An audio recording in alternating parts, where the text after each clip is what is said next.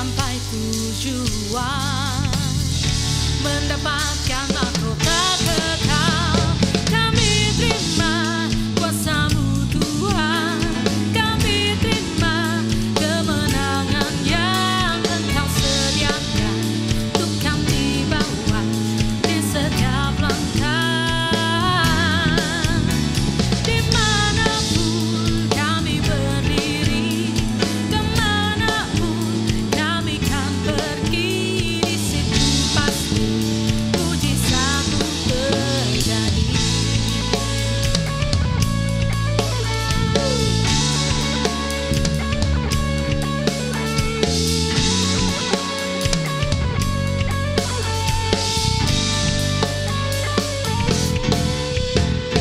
Kami yang telah ditebus dengan darah yang kudus, mengangkat pujian bagi-Mu. Kami baik kudus-Mu sebagai bukti karya-Mu. Nyatakan Kau besar dan hidup. Berlari sampai tujuan, mendapatkan mahkota kekal. Come on. Kami terima kuasa-Mu Tuhan, kami terima kemenangan yang Engkau sediakan untuk kami bawa di setiap langkah. Dimanapun kami berdiri, kemanapun kami kan pergi, di situ pasti mujizat-Mu terjadi.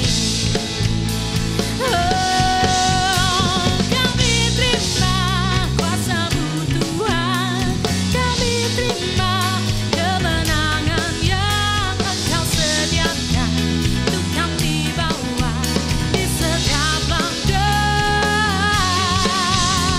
Dimanapun kami berdiri, kemanapun kami kan pergi, di situ pasti mujizat-Mu terjadi. Di situ pasti mujizat-Mu terjadi. Oh, di situ pasti mujizat-Mu terjadi. Yes. Shalom, Bapak Ibu, teman-teman, adik kakak semua. Kembali kita ketemu di hari Minggu. Dan saya harap hari Minggu ini merupakan hari yang indah buat Anda sekeluarga. Nah, saya mau tanya. Anda kalau Minggu ke gereja jam berapa biasanya? Oke, saya jawab aja ya. Saya suka jam 9 Pak Pengki. Anda sudah siap, ternyata jalanan macet. Dan ternyata Anda nyampe di gereja telat sekitar 4-5 menit. Dan waktu Anda masuk, jemaat berdiri dan menyanyikan lagu Bapa terima kasih. Reaksimu apa? Pasti Anda berpandangan dengan orang lain. Ini baru mulai apa bubar? Kenapa Anda mengatakan itu bubar? Karena saat itu lagunya adalah Bapa terima kasih. Padahal sebetulnya ini baru mau mulai. Ini disebabkan karena ritual atau kebiasaan. Biasanya Bapa terima kasih itu di akhir kebaktian. Tapi kalau kita pakai di awal kebaktian, jemaat jadi bingung kan? Padahal sebenarnya juga nggak apa-apa loh. Bapa terima kasih untuk minggu kemarin yang saya jalanin kan juga nggak apa-apa. Jadi hati-hati tentang ritual. Tapi saya kasih contoh lagi. Saya suka satu pastor keturunan India ya. Namanya Pastor Anthony DeMello. Dia bercerita begini. Satu hari dia masuk satu kuil untuk doa. Setelah beberapa kali ke kuil itu, dia selalu melihat ada kucing terikat di luar kuil itu. Akhirnya dia bertanya, emang kalau ibadah harus ada kucing diikat? Kalau nggak ada kucing diikat, berarti kebaktian nggak sah dong. Lantas jemaat mulai cerita, yang tua-tua. Jadi ceritanya gini pastor, si pendeta kuil ini punya kucing kesayangan. Tapi dia nakal sekali. Jadi kalau dia tinggal kebaktian, rumahnya porak-poranda. Akhirnya dibawa ke gereja. Tapi kalau dibawa ke gereja juga ngerusak acara. Maka diikatlah kucing ini di luar gereja. Dan itu dilakukan bertahun-tahun sampai pasturnya itu pendeta kuil ini mati. Ganti dengan pastor muda. Tapi karena pendeta muda ini ngelihat setiap ibadah kenapa ada kucing diikat, dia juga ikut-ikut. Pendeta ini masih hidup, kucingnya yang mati. Dan akhirnya dia cari kucing baru. Padahal itu enggak ada hubungannya dengan ibadah. Hanya gara-gara si pendeta kuil ini punya kucing kesayangan, kalau ditinggal ngerusak. Gitu aja. Tapi karena orang enggak tahu pemahaman dan sejarahnya, dianggap ibadah harus ada kucing di luar. Ini juga saya sebut ritual yang salah, ya. Nah, sebetulnya ritual itu baik atau buruk Pak Pinky? Ya baik, karena banyak orang ingin kebaktian tanpa liturgi. Itu juga enggak bisa, ya. Coba kalau misalnya tanpa liturgi, Anda mau masuk kasih persembahan dulu? Enggak kan? Liturgi itu untuk mengatur keteraturan. Tapi ritual itu juga berbahaya kalau dia berubah. Apa itu Pak? Kalau ritual itu menjadi ritualisme, ini menjadi buruk. Ya. Jadi mendewakan ritual itu sendiri.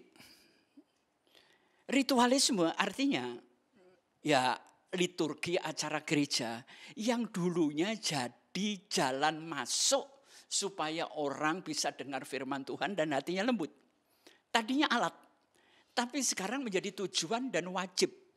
Sehingga kalau kita tidak melakukan ritual, kita merasa dosa. Kalau kita tidak melakukan kewajiban, ritual itu kita nggak diterima Tuhan. Dan ini menjadi berbahaya. Ya, saya kasih contoh. Anda pernah ikut perjamuan kudus? Di dalam surat Korintus pasal 11, di situ dikatakan, hati-hati, jangan sampai engkau minum darah Yesus dan makan roti itu dengan hidup yang tidak layak dan cara yang salah. Ini orang suka menangkap pengertian yang salah. Sehingga banyak orang mengatakan, saya gak berani ikut perjamuan kudus Pak. Hidup saya gak layak. Saya kasih tahu ya. Kalau perjamuan kudus itu ditentukan layak tidak layak, seluruh dunia gak boleh. Termasuk si pendeta. Kita ini berdosa juga gak layak. Tapi sejarahnya gimana sih? Sampai ayat itu diucapkan oleh Rasul Paulus. Jadi begini. Zaman dulu dalam Kisah Para Rasul, ini perjamuan kudus ini semacam perjamuan kasih. Jadi bukan hanya roti dan anggur, tapi juga ada makanan, minuman. Nah, saat itu kelas jemaat kan macam-macam. Ada kelas budak, ada kelas orang kaya. Nah, biasanya orang kaya ini yang ditegur oleh Paulus. Dia datang duluan, menghabiskan makanan, sedangkan budak-budaknya disuruh kerja. Sehingga waktu budaknya dapat giliran, makanannya sudah enggak ada. Ini yang ditegur oleh Rasul Paulus. Cara yang salah. Ya. Jadi sebetulnya di dalam perjamuan kudus, jangan sampai kita kehilangan makna sosial. Ya, tubuh Yesus dibagi. Nah, orang Kristen ini kadang-kadang maaf ya, kalau sudah soal makan itu mana yang duluan ya, ikan dulu ditumpukin nasi baru ditumpukin ikan lagi. Yang datang belakangan enggak dapat apa-apa, Bro. Yang ditegur Paulus adalah itu. Kita terlalu menekankan vertikalnya. Ya. Kalau kita cuma ditekan secara vertikal dalam hubungannya dengan Tuhan, saya enggak layak, saya orang berdosa kok. Tapi maksud Rasul Paulus bukan menegur soal itu. Jangan kehilangan makna sosial. Yesus mati untuk kita semua. Jadi justru di dalam perjamuan kudus itu ditekankan rasa berbagi. Ya, jangan sampai cuma ritual. Nah, yang berbahaya lagi kalau ritual ini dimanai sebagai magis ya. Ada sesuatu yang misteri di dalamnya. Enggak. Tuhan itu terbuka dan Tuhan itu sangat logika. Ya. Nah, saudara tahu, kita itu indah karena diciptakan seperti dan sepeta dengan gambar Allah. Jadi pasti indah. Dan kita ini mahal. Karena apa? Karena kita ini ditebus oleh darah Yesus. Jadi jangan menganggap dirimu ini enggak berguna. Anda ini orang indah, Anda ini orang mahal. Ya, itu harus ada di dalam prinsip hidup. Tapi kenapa Pak Bengki ya? Saya sering melihat Kristen murah. Nah, Kristen murah dan mudah, saya akan menjelaskan.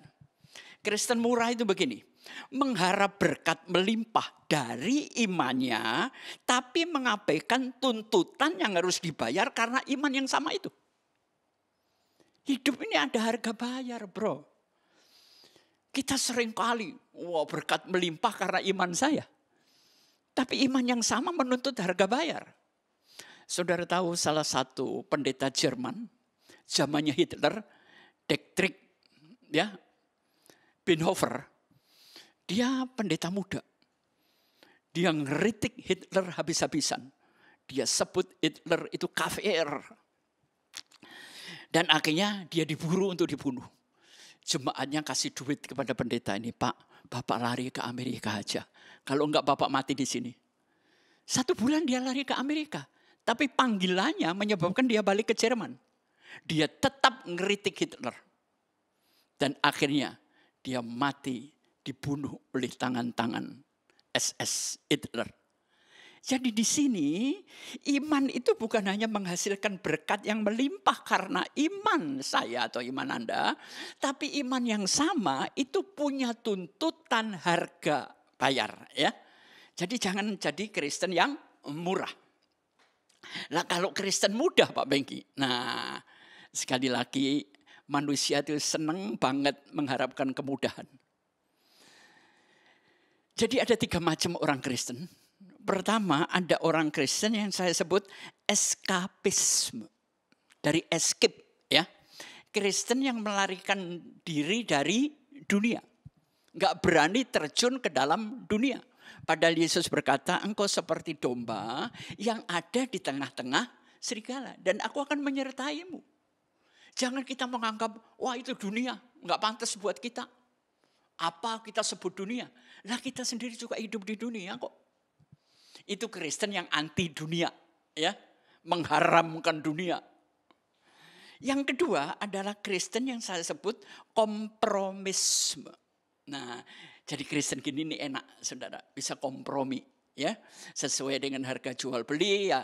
Lo mau jadi apa gampang. Satu hari ada beberapa orang dites oleh HRD satu perusahaan. Mereka sudah belajar tentang produknya semuanya. Ternyata pertanyaannya gampang. 1 ditambah 1 berapa? 2 Pak. 5 kali 6 berapa? 30. Maaf, Anda tidak bisa diterima. Loh, salah saya apa? Nanti saya jelasin. Masuklah orang kedua, ketiga. Jawabannya memang benar saudara. 1 tambah 1 adalah 2. 5 kali 6 adalah 30. Nah yang keluar ini cerita dan terakhir ini masuk. Dia ditanya dengan pertanyaan yang sama. 1 tambah 1 berapa? Dia diem. 5 kali 6 berapa? Dia diem. Loh kamu bisa jawab enggak? Gini Pak, jawaban saya cuma 1. Bapak maunya berapa? Bapak mau 100? Saya bikin 100 Pak. Langsung dia teken kontrak jadi pegawai tetap, saudara. Inilah Kristen kompromisme. Bapak maunya berapa? Ya, saya bisa ngatur Pak. Semuanya kan bisa diatur. Ini Kristen murah dan mudah. Tapi yang ketiga adalah tipe orang Kristen dualisme. Kadang-kadang rohani banget. kadang-kadang mafia banget, saudara. Ya, jadi ya mafia, hari Minggu juga rohani, ya. Jadi hari Senin sampai Sabtu nipu manusia, hari Minggu dia nipu Tuhan. Wah ini tergantung peran saya apa. Ya kalau khotbah ya pendeta lah, ya. Tapi nabokin anak, nabokin istri di rumah, itu kan bukan gereja. Nah, ini Kristen dualisme, perannya di wilayah mana? Kenapa sih manusia selalu begitu? Saudara, kalau saudara itu ngobrol sama orang, selalu ngomongnya aku. Manusia nggak terlepas dari aku. Nah buat saya, aku ini ada 3 hal. Aku, A-nya adalah ambisi, K-nya kemampuan, U-nya adalah usaha. Itu manusia. Manusia semua punya ambisi. Manusia semua punya kemampuan. Manusia semua punya usaha. Tapi kalau saya tidak percaya Tuhan, apakah saya bisa berhasil? Oh bisa. Setan aja bisa masuk rapatnya Tuhan kok. Saudara, Anda ngaku Yesus Tuhan atau enggak percaya Yesus Tuhan, Yesus itu sudah Tuhan.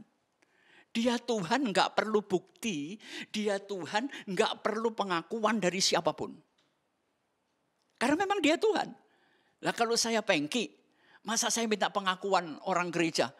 Oh iya itu betul Pak Pengki. Anda mau percaya saya Pengki enggak? Saya lahir memang sudah Pengki. Gitu loh. Itu kealahan Yesus di situ. Nah, masih mau cerita-cerita lagi ya. Saya orang yang senang cerita. Jadi tema saya adalah 14 tahun. Loh apa itu Pak? Ya nanti dengerin aja. Pokoknya tema saya hari ini adalah 14 tahun. Saudara, suka makan ikan salmon? Waduh, suka. Apalagi telurnya salmon, Pak Fengki. Ya, apakah itu disebut kaviar atau apa saya nggak tahu. Dan itu harganya mahal. Saudara, kenapa salmon itu menjadi mahal?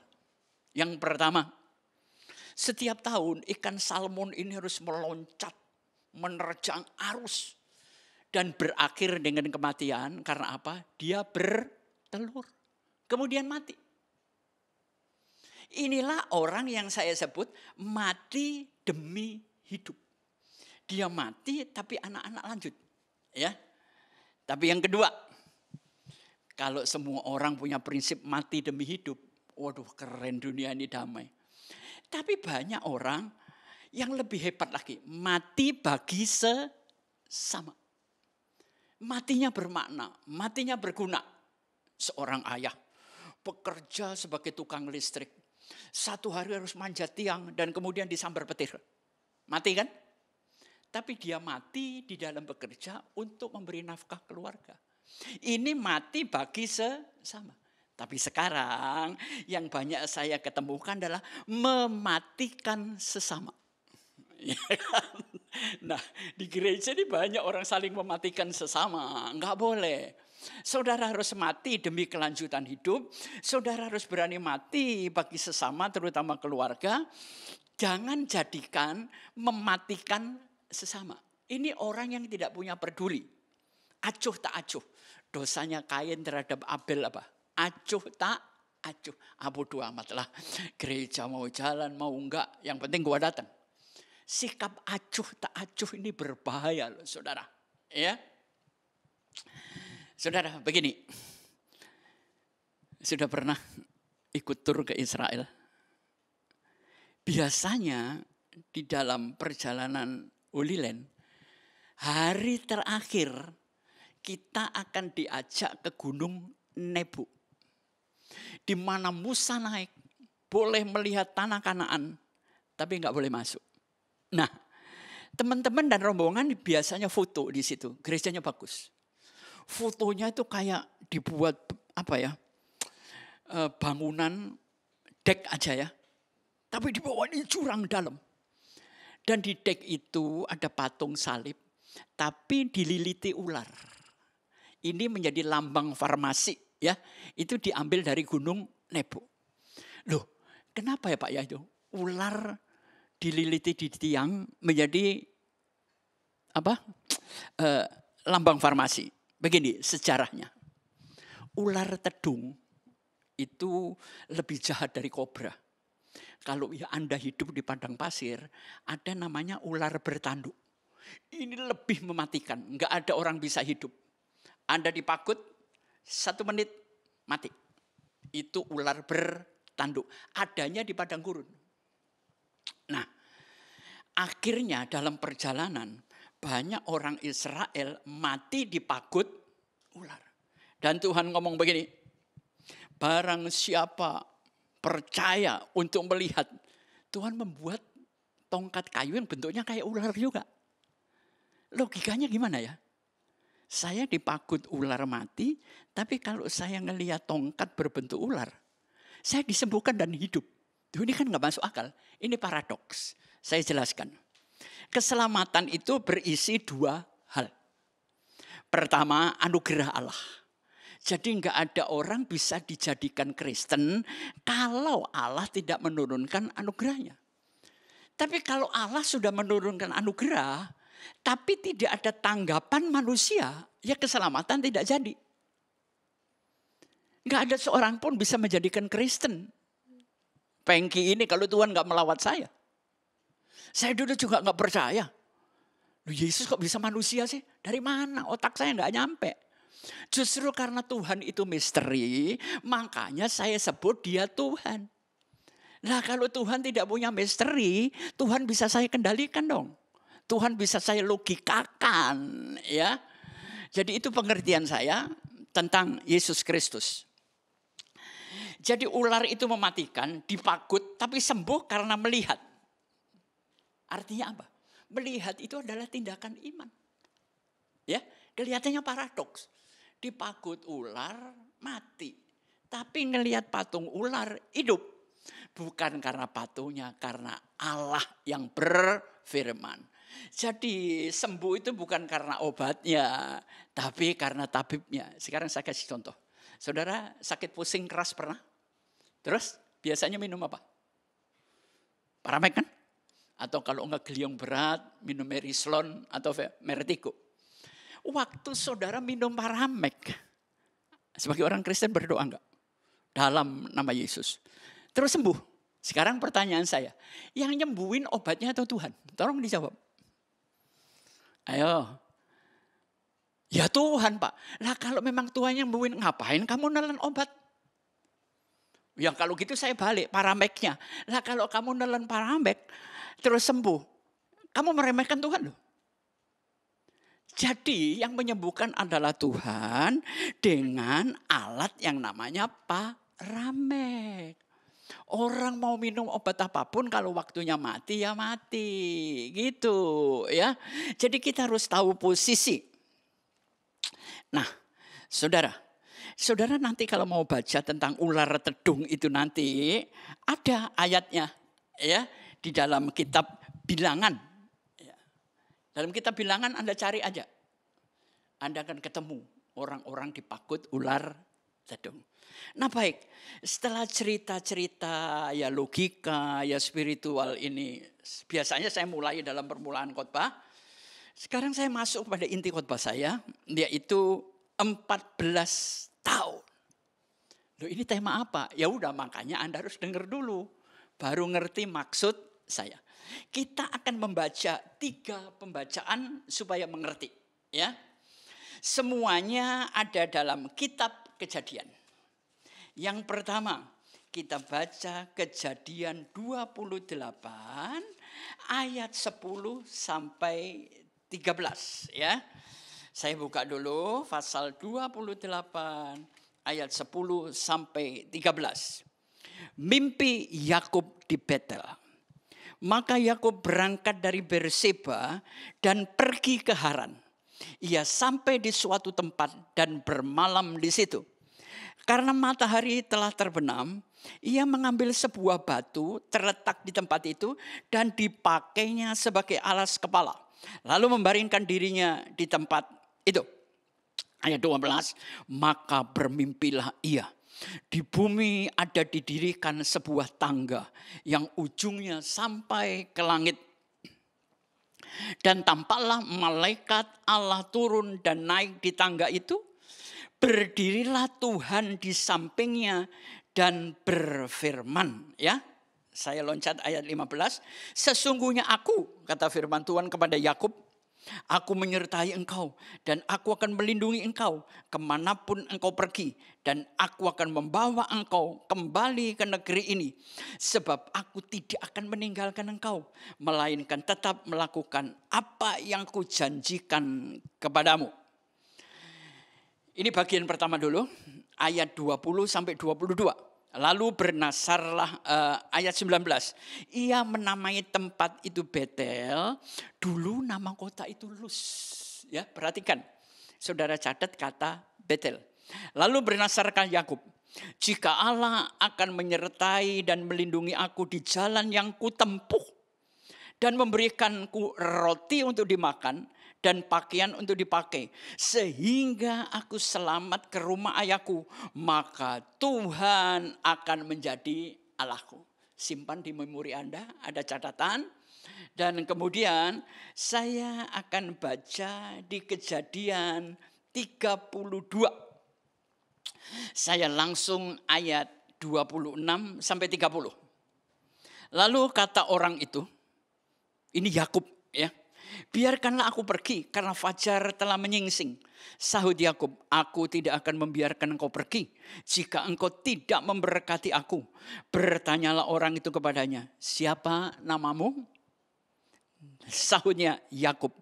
Lalu kata orang itu, namamu tidak akan lagi disebut Yakub, tetapi Israel. Sebab engkau telah bergumul melawan Allah dan manusia dan engkau menang. Bertanyalah Yakub, katakanlah juga namamu, tetapi sahutnya, mengapa engkau menanyakan namaku? Lalu diberkatinya lah Yakub di situ. Ayat 30 perhatikan. Yakub menamai tempat itu Peniel.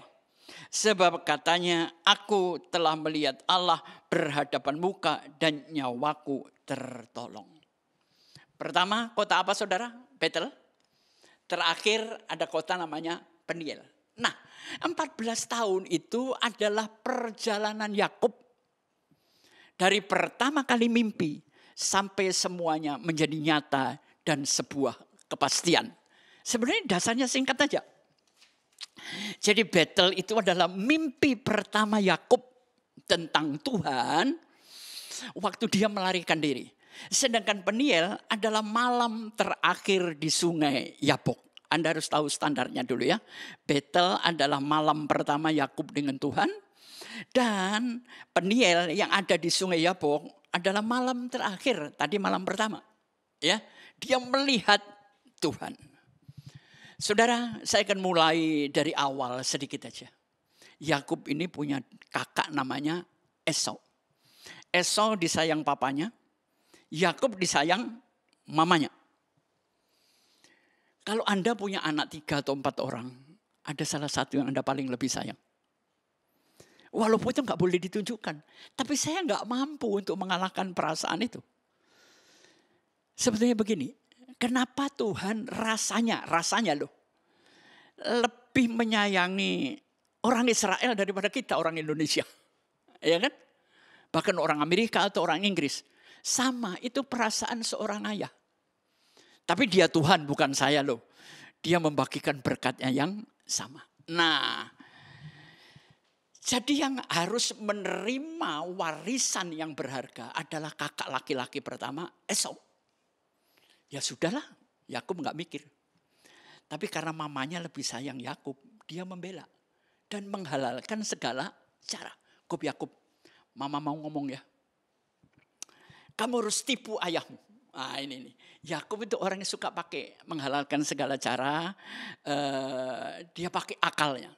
Dia tipu bapaknya, dia tipu kakaknya, dia tipu pamannya. Gila ya, keluarga besar ditipu semua. Itu Yakub. Sorry ngomong, Yakub itu kalau bahasa Surabaya, bajingan edan. Tapi namanya masuk Alkitab. Kita yang suci namanya belum tentu ada di Alkitab. Jadi bagi Tuhan bukan rasmu, bukan kekayaanmu, bukan siapa Anda. Tapi kalau Tuhan memilih Anda, bersyukurlah. Amin. Ya. Nah, satu hari Yakub ini masak kacang merah. Karena dia sering sama ibu kan, hobi memasak. Kalau sekarang dia chef internasional, ikut kapal cruise sana. Satu hari Esau ini pulang dari padang kelaparan. Bau sup kacang merah. Terus dia ngomong, Yakub, minta dong supnya. Yakub ngomong apa? Baik, aku kasih semangkuk, tapi tukar dengan hak kesulungan. Hak kesulungan itu warisannya gede dong. Anak pertama kok laki-laki. Tapi dalam keadaan lapar, manusia bukan hanya bisa jual hak. Ya, jual Tuhan, jual iman juga bisa. Makanya Yesus digoda, kalau Anda baca ayatnya, pada saat Yesus lapar datanglah iblis. Ya, tapi kalau zaman sekarang ini bukan iblis nipu manusia, manusia yang nipu iblis lebih banyak, saudara. Ya, dan apa yang terjadi? Karena dalam keadaan lapar diberi. Setelah sadar, Esau meraung-raung. Memang kesadaran itu datang telat, saudara. Dia bilang, Yakub, aku akan bunuh kamu. Sekalipun ke ujung akhirat, aku kejar. Bayangin, dapat berkat, bukannya bahagia, tapi takut, gelisah, dan cemas. Siapa yang di sini diberkati tapi ketakutan, diberkati tapi dengan kecemasan, ya, karena berkatnya itu pakai akal, saudara. Akalnya apa? Akalnya nggak tulus, ngakalin orang, akal-akalan. Nah ini yang berbahaya. Dan Yakub mulai hari itu lari, sama mamanya dikasih satu Sherlock ya, kalau bahasa sekarang. Tolong kamu ke rumah Laban aja. Wah, nurut sama mama, anak mama kok. Sampai di rumah Laban, dasar Yakub bikin masalah lagi. Ngelihat anak umnya cantik, ya, sudah laki-lakinya bersemangat lagi. Wah, Rahel ini cakep ini. Sampai di sana dia disuruh kerja 7 tahun. Tapi inilah tabur tuai. Dia nipu kakaknya, dia ditipu pamannya. Bukan Rahel yang masuk kemah, tapi Lea. Padahal nggak dicintai. Tapi kenapa sama Lea kok bisa punya anak? Lu bingung kan? Ada ibu-ibu cerita gini. Saya tuh benci banget sama suami saya, Pak. Kalau saya jadi Tuhan, saya matiin itu. Terus saya tanya, anaknya berapa, Bu? 4. Benci. Tapi mana ya apa tuh, Mas? Saya bingung. Gimana benci bisa punya anak itu gimana sih? Iya kan? Jadi ini sesuatu yang aneh, ya. Yang mungkin sekarang banyak orang tanpa cinta juga bisa punya anak, saudara. Jadi Yakub itu bisa punya anak sama Lea karena saat itu mungkin kemahnya gelap. Ya, dia udah lama nggak lihat perempuan kali, lihat Lea disamber aja lah. Ya, jadi dia nggak punya cinta sama Lea. Demi Rahel dia kerja 7 tahun lagi. Memang laki kalau berhadapan dengan cinta dan perempuan jadi goblok. Disuruh disegel 14 tahun mau. Inilah 14 tahun, nanti saya kasih tunjuk ayatnya ya. Oke, saya kasih tunjuk dulu. Kejadian 31 ayat 40. Ya, saya akan baca. Selama 20 tahun ini aku tinggal di rumahmu Laban. Aku telah bekerja padamu 14 tahun lamanya untuk mendapatkan kedua anakmu dan 6 tahun untuk mendapatkan ternakmu. Sudah tahu maksud saya temanya 14 tahun. Yakub ini pintar apa goblok sih? Kok mau-maunya 14 tahun kerja sengsara, ya, harus nipu sana nipu sini demi seorang perempuan. Tapi karakter Yakub nanti saya buka di terakhir ya. Ini karakter laki-laki itu semuanya begitu. Ya termasuk saya, ya. Jadi 14 tahun saya ambil dari Kejadian 31 ayat 41. Ya. Saudara, di Betel Yakub menerima janji, tapi belum kepastian. Di Betel Yakub menerima janji, tapi belum pemenuhan. Harapan dan kenyataan itu makan waktu 14 tahun. Saudara berdoa baru setahun aja kok sudah putus asa sih? Belajar dari Yakub, dia tekun tidak putus asa 14 tahun. Dan di rumah Laban secara menyeluruh 20 tahun. Baru harapan menjadi kenyataan, janji digenapi dengan pemenuhan. Saudara baru berapa tahun kok putus asa? Waktumu bukan waktu Tuhan. Waktuku bukan waktu Tuhan. Jangan menghalalkan segala cara. Berkat Tuhan itu tidak turun dari langit dengan murah. Tapi harus diperjuangkan. Harus digumulkan. Ya. Nah.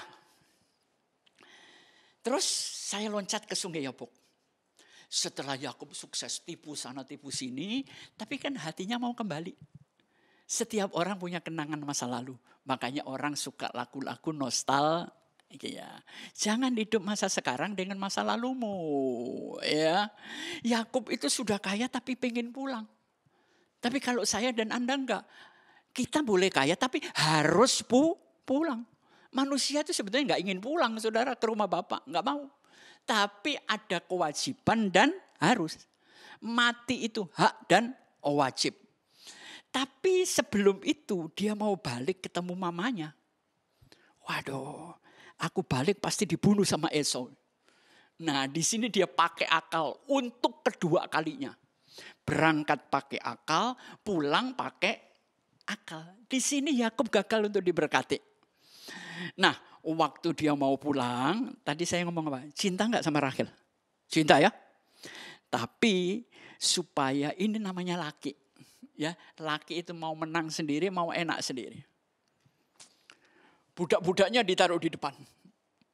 Kedua, kekayaannya. Ketiga, istri dan anak-anaknya. Keempat, dia sendiri di belakang. Pengecut kan? Kan mestinya dia berpikir begini. Kalau nanti Esau marah, budakku dibunuh, oke lah. Masih mau terus marah? Kekayaanku aku ambil, silakan. Masih terus marah, istriku kamu ambil, kamu bunuh, terserah. Aku bisa melarikan diri. Atas nama cinta kan? Nah ini. Tadi cintanya minta ampun. Sekarang istri dikorbanin. Ya, itu Yakub. Makanya kalau ibu lagi ngandung dan ternyata di USG laki-laki, jangan kasih nama Yakub. Kasih nama Pengki. Lebih baik.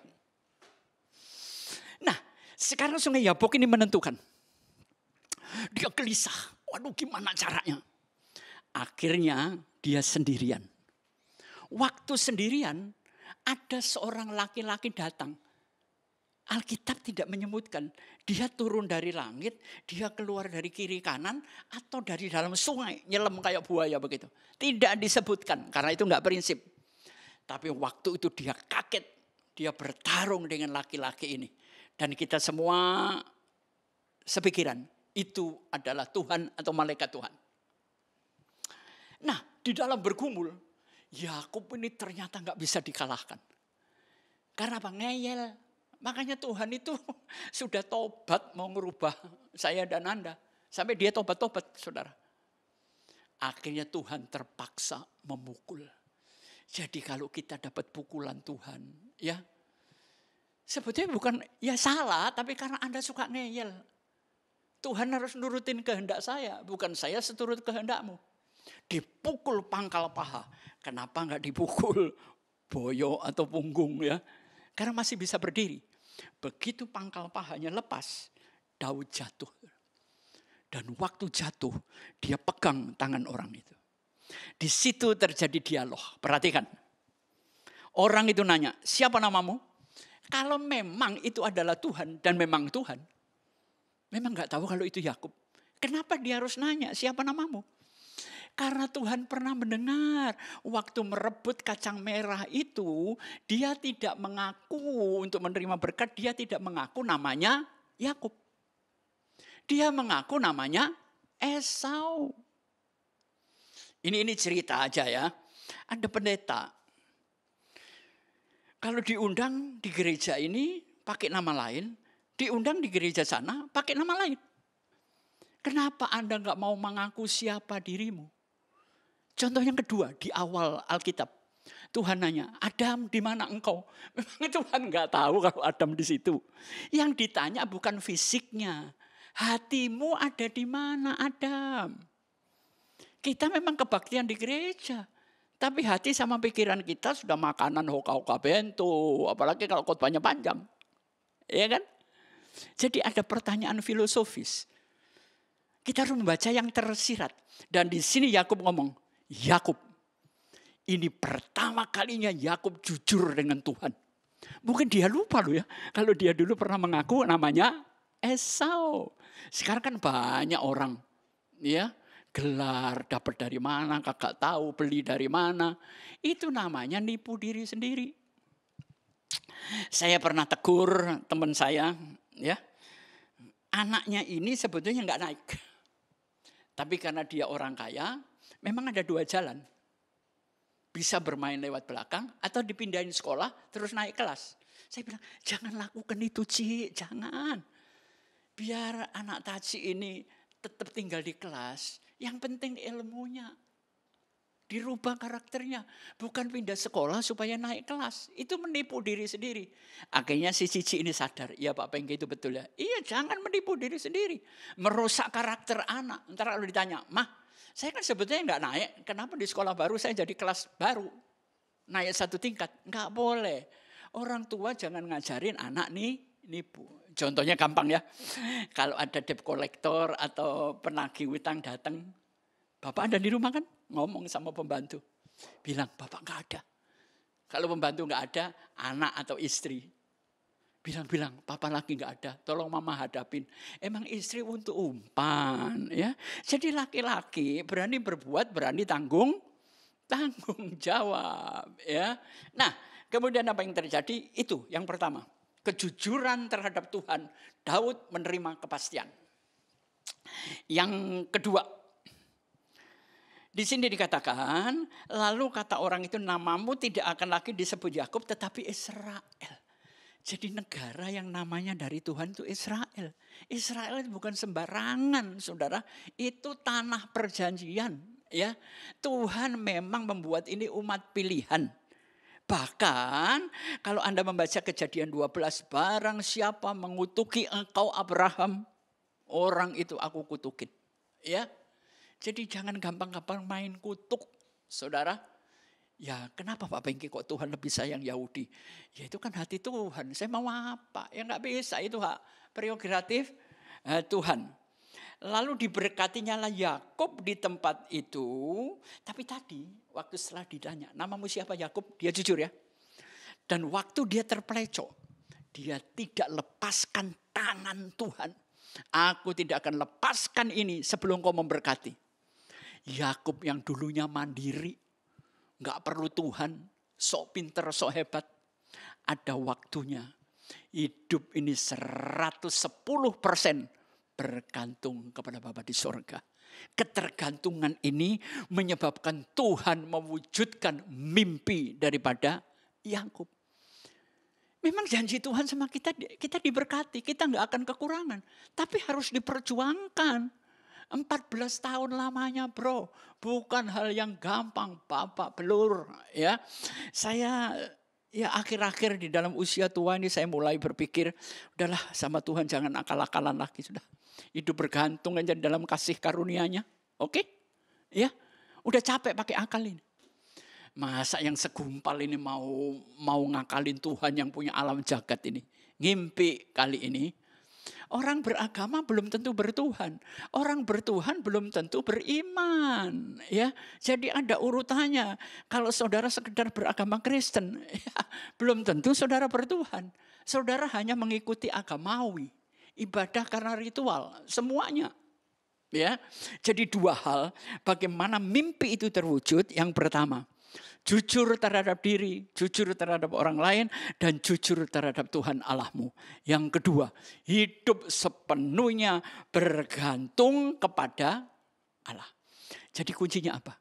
Berkat tidak membatalkan hukuman, tapi hukuman juga enggak membatalkan berkat. Bukan berarti kalau Anda dihukum terus berkatmu dicabut. Enggak juga. Tapi Anda harus meluangkan waktu lebih panjang. Kayak Yunus dari Niniwe. Perjalanannya menjadi lebih panjang. Ya, dengerin. Berkat tidak membatalkan hukuman, tapi hukuman juga tidak membatalkan berkat. Ya. Jadi saya melihat secara prinsip Yakub itu 2 kali pakai akal. Pertama menipu ayah, menipu kakak, menipu paman. Yang kedua, pertemuan dengan Esau, dia masih pakai akal lagi. Orang lain dikorbankan. Tapi dia bertemu dengan Allah. akalnya nggak laku. Ya, ketergantungan 110% kepada Tuhan. Jadi antara Betel dan Peniel butuh 14 tahun kurang lebih.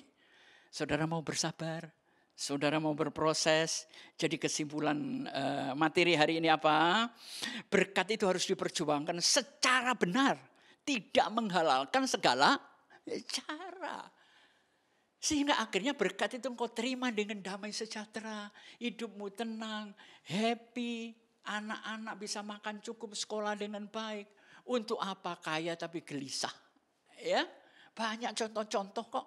Sampai ke luar negeri tetap diburu oleh polisi. Jadi hidup ini apa sih Pak Pengki? Hidup itu jangan cari kemudahan. Tapi hidup itu cari kemurahan Tuhan. Ingat ya, Yakub mencari kemudahan, enggak damai. Tapi waktu dia menemukan kemurahan Tuhan, dia kembali ke rumah mamanya, bertemu dengan keluarganya, dan Esau bisa berdamai. Yang tadinya akan bunuh Yakub, malah dia nangis merangkul Yakub. Bergantunglah 100, 1000, 1.000.000%, maka Tuhan akan menyelesaikan persoalanmu. Itulah isi tema 14 tahun. Gampang kan? Ya. Jadi saya ulangi kesimpulannya. Yang pertama, jangan pakai akal, jujur sama diri sendiri, bergantung sepenuhnya kepada Tuhan, ya. Dan hidup dari kemurahan bukan kemudahan. Berkat tidak membatalkan hukuman, tapi hukuman juga tidak membatalkan berkat Anda. Tuhan memberkati. Amin. Mari kita berdoa. Bapa di sorga, hamba-Mu sudah menyampaikan firman-Mu lewat apa yang Kau sampaikan di dalam otak dan hati pengetahuan hamba-Mu. Dan sekarang minggu depan akan didengar oleh banyak orang. Tapi kami percaya Tuhan, Engkau sentuh hati-hati pendengar ini. Sehingga mereka tidak lagi menjadi Yakub. Tapi hidup ini adalah Israel, anak-anak yang diperkenan Tuhan. Berkati semua jemaat GBI Rem, berkati semua sahabat-sahabat baik di luar GBI Rem. Tuhan memberkati secara luar biasa. Terima kasih Bapak. Hamba menyerahkan Pastor Paulus, gembala sidang kami ke dalam tangan-Mu. Tuhan juga memberkatinya. Seluruh departemen Rem, semua tim-tim musik, PW, bahkan khususnya multimedia di tempat ini. David dengan timnya, Pak Johan Kramer. Tuhan memberkati, ada Gideon Martiono, ada Lina Kramer. Tuhan memberkati di dalam ruangan ini. Yang sakit engkau sembuh, yang belum diberkati Tuhan sedang proses, yang sudah diberkati jangan miring ke kanan dan ke kiri. Terima kasih Bapa, di dalam nama Bapa, Putra dan Roh Kudus, di dalam nama Tuhan Yesus Kristus. Amin.